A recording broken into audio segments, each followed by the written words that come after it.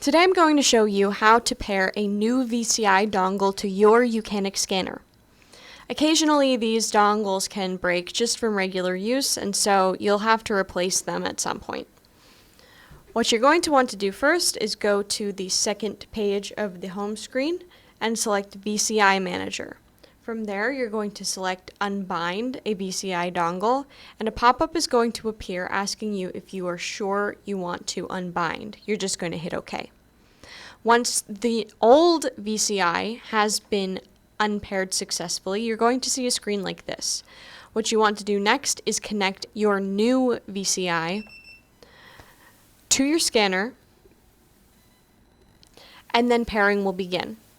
This process usually takes a while, and when it's finished, your scanner will reset and you will be taken back to the home screen.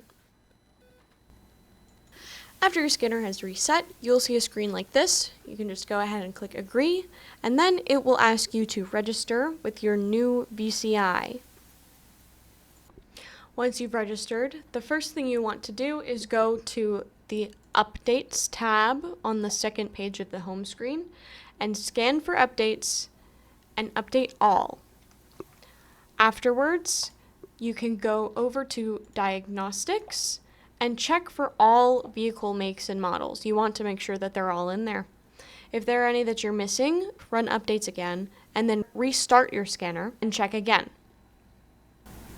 Binding a new VCI dongle will create an additional folder full of diagnostic materials. To free up space, what you're going to want to do is go to Auxiliary Tools, select File Browser, go into Internal Storage. You want to click on this UCAN2 folder, go to Scanner, and then Diagnose. Now, there will be two folders here, one with the serial number for your new VCI and one with the serial number of your old VCI. You're going to want to delete the file with the serial number that matches your old VCI.